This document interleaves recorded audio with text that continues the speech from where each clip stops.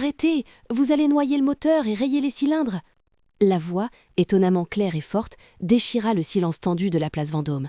Avant de continuer, veuillez commenter de quelle ville vous regardez. Sous un ciel parisien d'un gris élégant, le spectacle était celui d'une richesse absolue face à un échec cuisant. Au centre de l'attention, une Bugatti type 57 SC Atlantique, d'une valeur inestimable, d'un profond bleu de France, refusait de démarrer devant des caméras retransmettant en direct à un conseil d'investisseurs asiatiques projeté sur des écrans géants. Alexandre Beaumont, le magnat du luxe dont l'empire de 100 millions d'euros dépendait de ce rugissement mécanique, sentait la sueur perler sur son front, son costume Armani semblant soudain trop étroit. Tous les regards se tournèrent vers la source de l'interruption. Ce n'était pas un ingénieur rival ni un expert mécanicien, mais une silhouette minuscule qui venait de se glisser sous un cordon de sécurité en velours rouge. C'était Manon, une fillette d'à peine 10 ans, le visage maculé de suie et les vêtements usés témoignant d'une vie à des années-lumière des joailleries étincelantes qui l'entouraient. Attirée non pas par la voiture, mais par le reflet d'une canette d'orangina abandonnée près du pneu, elle venait d'interrompre un désastre financier avec la certitude d'un maître. Le silence qui s'abattit sur la place Vendôme fut absolu, presque violent.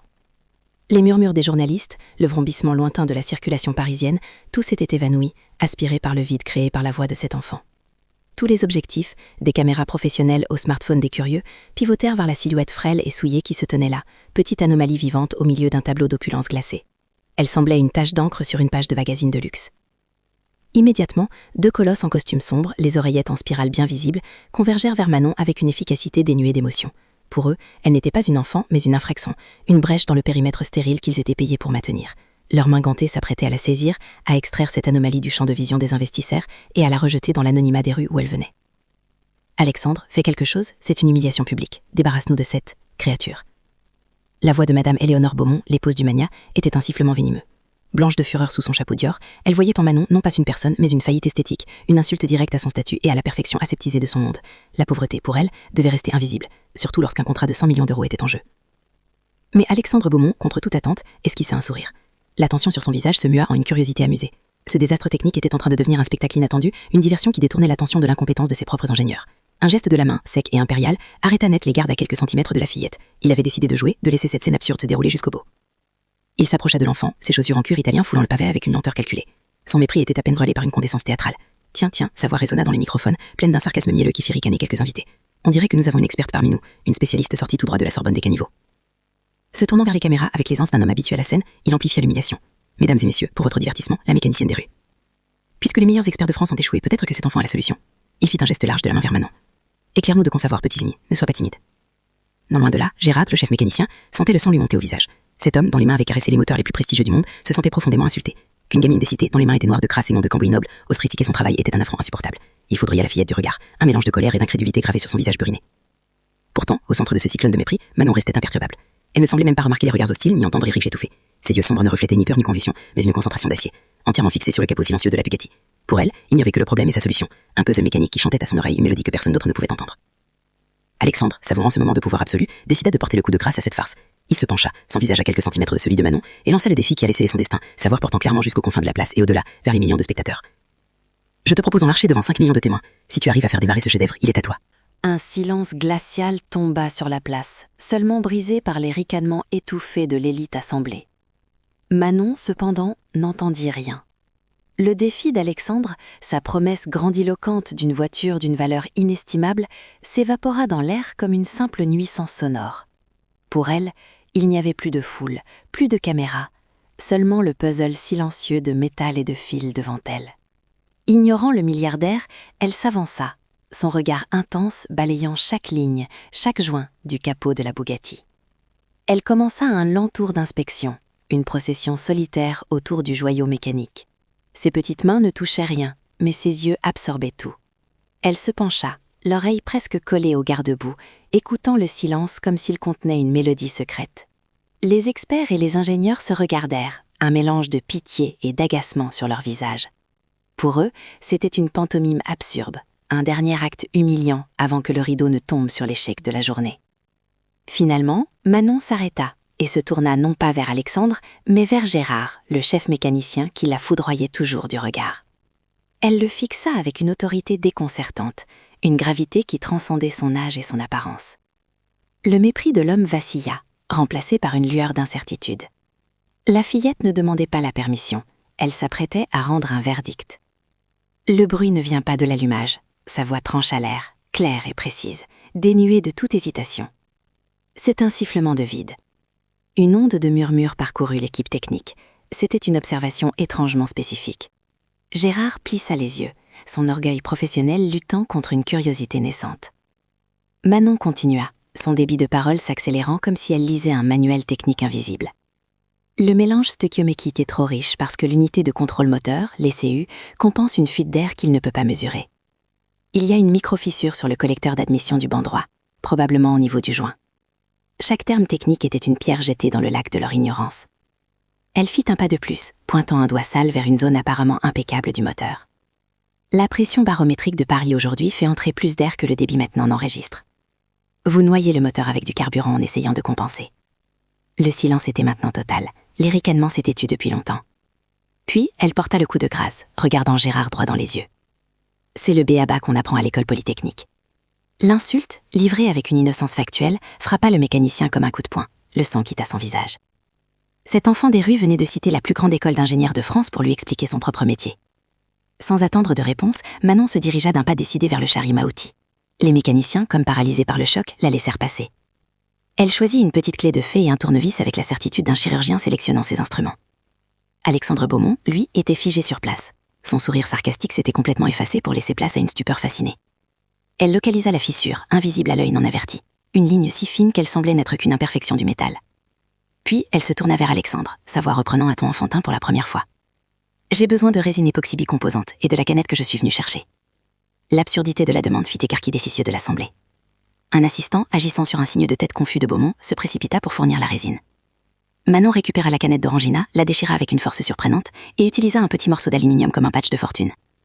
Avec des gestes précis et méthodiques, elle appliqua la résine et colla le fragment de métal sur la micro-fissure, créant un saut de vide d'urgence. Une fois son travail terminé, elle se releva et essuya ses mains sur son pantalon déjà sale. « 10 minutes, déclara-t-elle simplement à la foule silencieuse.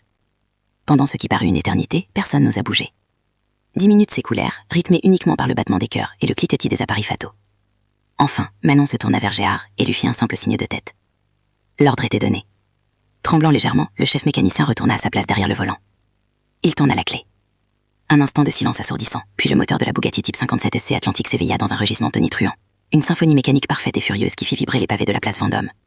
Les investisseurs sur les écrans géants bondirent de leur siège en applaudissant. Le contrat était soulevé.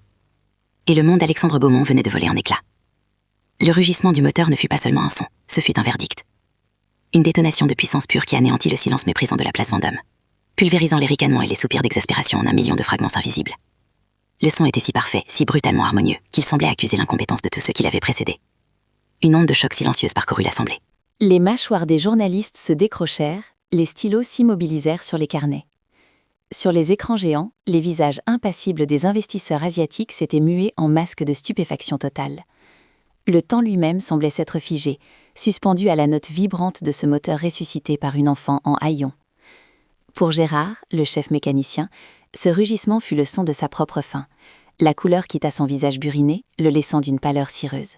Ce n'était pas de la surprise, mais une humiliation si profonde, si totale, qu'elle ressemblait à une mort professionnelle. Ses mains, qui avaient connu les moteurs les plus complexes du monde, tremblaient maintenant d'une honte cuisante. Non loin de là, le masque de perfection glacée de Madame Éléonore Beaumont se fissura. Ses yeux parfaitement maquillés s'écarquillèrent d'horreur et d'incrédulité. Cette créature, cette tache sur le tableau immaculé de sa journée, venait de réussir là où des fortunes en expertise avaient échoué. L'ordre de son univers venait d'être renversé par la plus improbable des anarchistes. Le silence absolu fut remplacé par une vague de murmures, un bruissement collectif qui n'était plus moqueur, mais empreint d'une admiration craintive. Les regards ne se tournaient plus vers la Bugatti, mais convergeaient tous vers la silhouette minuscule et immobile de Manon, désormais le centre de gravité de tout l'univers présent. Alexandre Beaumont, lui, était pétrifié. Son sourire narquois s'était évaporé, laissant place à une expression de pur effarement. Le son du moteur ne lui parvenait pas comme une victoire commerciale, mais comme l'écho d'un événement impossible, un miracle absurde qui défiait toutes les lois de son monde soigneusement construit, de logique, de pouvoir et d'argent. Puis, alors qu'il fixait Manon, quelque chose se brisa en lui. Il ne vit plus une enfant des rues, il vit un miroir. Dans ses yeux sombres et déterminés, il revit la flamme brute qu'il avait lui-même possédée des décennies plus tôt, un jeune immigrant affamé de succès, armé seulement de son intelligence et d'une volonté de faire, avant que la richesse n'émousse ses instincts et ne le transforme en l'homme qu'il était devenu. Cet enfant n'était pas seulement une solution à son problème de moteur, elle était la réponse à une question qu'il ne s'était jamais avoué poser, la question du vide de son existence dorée, de sa solitude au sommet d'un empire de faux-semblants. La compétence pure et authentique de Manon était la chose la plus réelle qu'il ait vue depuis des années. Une nouvelle autorité, calme et tranchante, s'empara d'Alexandre. Il se redressa, non plus en mania du luxe, mais en homme qui venait de redécouvrir un but. Son regard balaya la foule, s'attardant un instant sur le visage défait de sa propre femme, avant de se poser, lourd de sens, sur Gérard.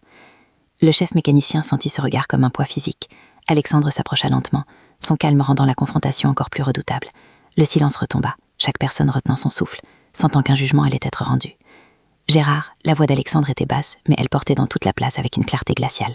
Combien d'années d'expérience et de certifications prestigieuses m'avez-vous facturé pour me dire que ce mateur était irrécupérable? La question n'attendait pas de réponse, c'était une condamnation. Sans attendre, il continua, son bras désignant Manon. Parce que cet enfant, avec rien de plus que ses yeux, ses oreilles et un morceau de ferraille destiné à la poubelle, vient de sauver votre réputation et mon contrat de 100 millions d'euros. Elle a accompli en 10 minutes ce que votre équipe d'experts n'a pas su faire en une semaine. Puis, il se tourna vers les caméras, son regard s'adressant directement au monde. Aujourd'hui, nous avons tous été témoins de quelque chose d'extraordinaire. Pas seulement le démarrage d'une voiture, mais la démonstration éclatante de notre propre aveuglement. Nous étions face à un génie, et notre seule réaction a été le mépris et le sarcasme. Son regard balaya les invités, s'attardant sur les visages embarrassés de l'élite parisienne. Nous nous targuons de reconnaître la valeur, le luxe, l'excellence. Pourtant, quand le véritable talent se présente sous forme que nous ne reconnaissons pas, vêtu de pauvreté au lieu de cachemire, nous le chassons. Alexandre fit un pas vers Manon, se tenant devant elle non plus avec condescendance, mais avec un respect palpable. La différence de taille et de statut entre eux était immense, mais à cet instant, ils semblaient d'égal à égal. « Tu nous as donné une leçon aujourd'hui, dit-il, sa voix s'adoucissant pour la première fois, s'adressant uniquement à elle. Une leçon bien plus précieuse que n'importe quelle voiture. Un de ses avocats se précipita à ses côtés, commençant à chuchoter frénétiquement à son oreille au sujet des implications légales de sa promesse. D'un geste sec et impatient de la main, Alexandre le fit taire, signifiant que les règles de son ancien monde ne s'appliquaient plus. Le silence qui régnait maintenant sur la place Vendôme n'était plus celui du choc, mais celui d'une profonde et respectueuse attente. Tout le monde regardait le milliardaire et l'enfant des rues, comprenant qu'il n'assistait pas à la fin d'un incident, mais au début d'une révolution. D'un geste impérieux qui fit reculer les journalistes et les curieux, Alexandre fit taire le chaos. Il ignora les questions criées, les flashs crépitants et la main possessive de sa femme sur son bras. Il posa doucement sa main sur la petite épaule de Manon et la guida à l'écart, derrière le paravent de velours, loin du monstre de métal qui continuait de gronder et de la foule qui ne voyait qu'un spectacle. Ils se retrouvèrent dans une alcôve improvisée, un espace de quelques mètres carrés entre un mur de l'hôtel Ritz et un camion de régie. Le rugissement du moteur s'estompa, remplacé par le bourdonnement lointain de Paris et le battement sourd du propre cœur d'Alexandre. Une bulle de silence irréel les enveloppa, isolant le milliardaire en costume Armani et l'enfant au visage maculé de suie du reste de l'univers. Pour la première fois depuis des années, Alexandre ne pensait ni aux chiffres, ni au contrat, ni à l'image. Il regardait le visage de Manon. Un visage grave, où la fatigue de la survie se mêlait à une intelligence fulgurante. Ce n'était plus une question de 100 millions d'euros. C'était une question de tout le reste.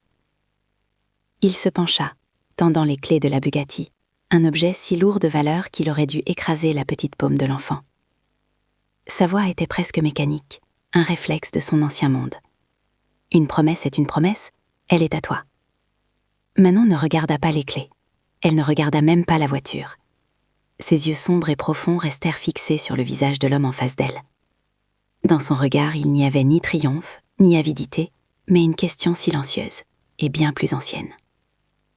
Alexandre comprit alors son erreur monumentale. Il lui offrait un prix, un objet, une transaction.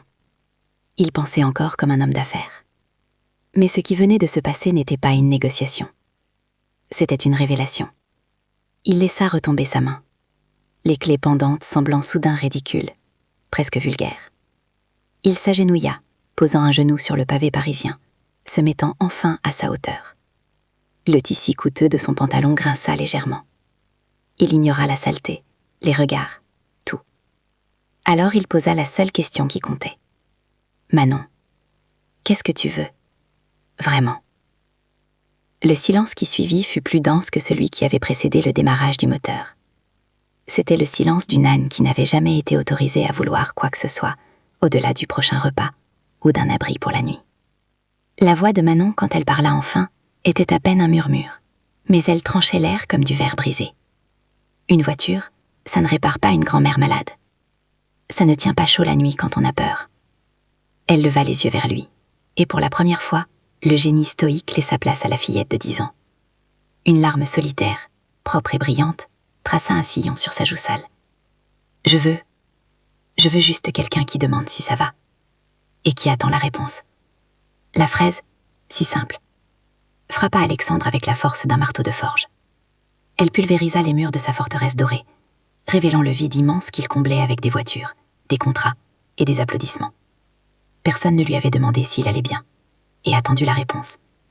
Depuis des décennies. Les mots sortirent de sa bouche avant même qu'il n'ait eu le temps de les penser. Dictés par une vérité plus profonde que toutes ses stratégies commerciales. Alors je resterai. Ce n'était pas une offre. C'était un serment. Lentement, il tendit la main. Non pas pour donner les clés, mais pour recevoir. Il prit la petite main sale de Manon dans sa mienne. Le contact de sa peau rugueuse contre la sienne, douce et manicurée, fut plus réel que n'importe quel contrat jamais signé. Autour d'eux, le monde pouvait bien s'agiter. Les caméras pouvaient bien tourner. Pour la première fois de sa vie, Alexandre Beaumont ne regardait plus le prix des choses, mais leur valeur. Et dans sa main, il tenait ce qu'il y avait de plus précieux au monde.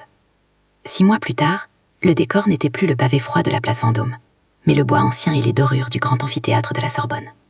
La suie sur le visage de Manon avait été remplacée par la lueur douce des projecteurs, et ses haillons par une simple robe bleu marine qui mettait en valeur la gravité sereine de son regard. Elle n'était plus une anomalie dans un monde de luxe, mais le point focal d'un rassemblement des esprits les plus influents de la planète. Devant elle, une audience composée non pas de touristes curieux, mais des maires des plus grandes métropoles mondiales, de Tokyo à New York, de Lagos à São Paulo. Ils étaient réunis pour le Sommet pour la mobilité urbaine durable, un événement organisé et financé par la nouvelle Fondation Beaumont. Un murmure de scepticisme parcourait les rangs. On leur avait promis une révolution, et on leur présentait une enfant.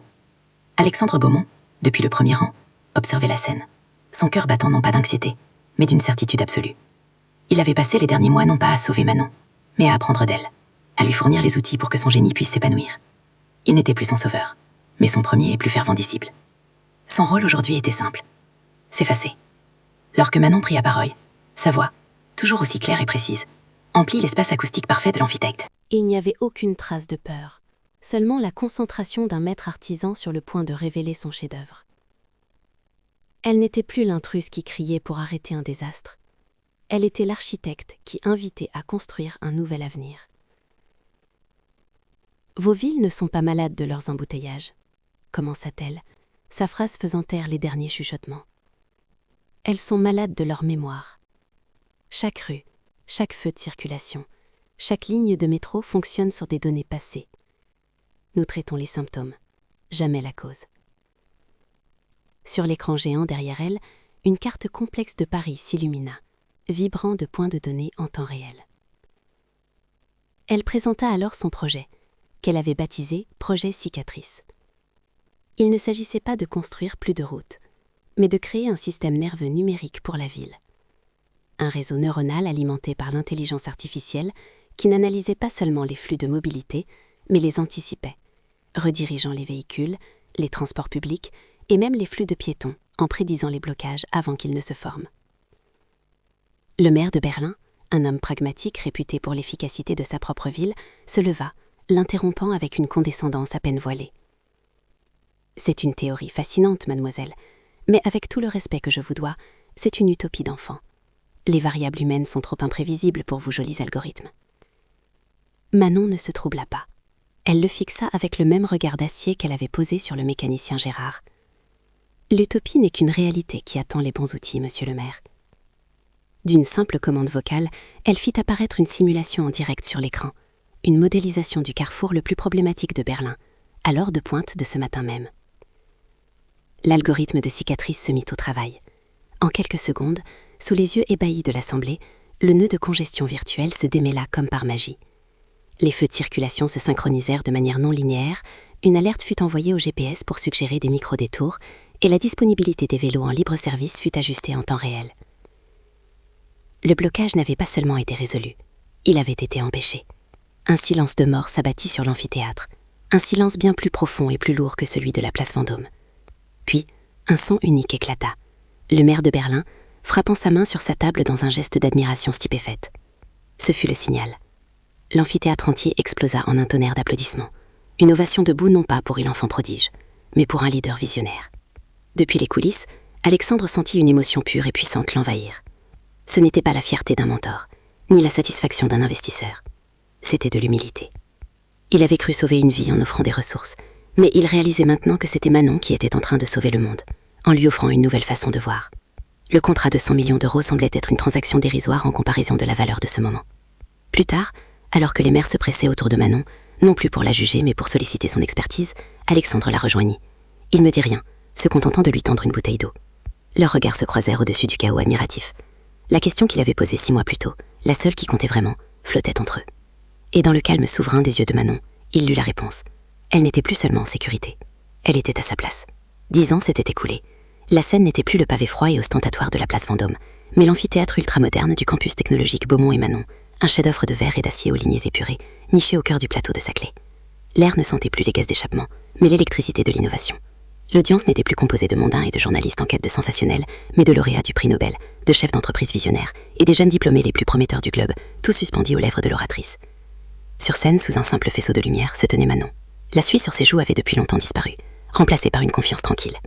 Ses vêtements usés avaient laissé place à un tailleur sobre, dont l'élégance résidait dans sa simplicité fonctionnelle plutôt que dans une marque. Mais dans son regard, on retrouvait la même intensité, la même concentration d'acier qui avait jadis disséqué un moteur défaillant. Sa voix, lorsqu'elle prit la parole, possédait la même clarté tranchante, amplifiée non pas par le désespoir, mais par les meilleurs systèmes acoustiques du monde. Il y a 10 ans, sur une place parisienne, un moteur d'une valeur inestimable refusait de démarrer. Commença-t-elle, sa voix résonnant dans un silence respectueux. Tout le monde se concentrait sur le bruit, sur la fumée, sur l'échec visible. Personne n'écoutait le silence qui se cachait derrière. Ce moteur n'était qu'un symptôme. Notre société est pleine de moteurs qui toussent, de systèmes au bord de la rupture, parce que nous nous obstinons à traiter les symptômes, au lieu de diagnostiquer la microfissure invisible. Elle expliqua alors comment le principe appliqué ce jour-là, écouter le système pour comprendre sa véritable défaillance, avait été le point de départ de tout.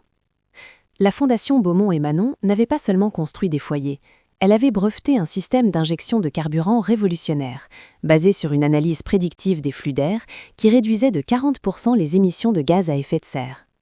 Cette technologie, née d'une observation faite par une enfant affamée, équipait désormais des millions de véhicules à travers le monde, combattant le changement climatique à une échelle que personne n'aurait cru possible.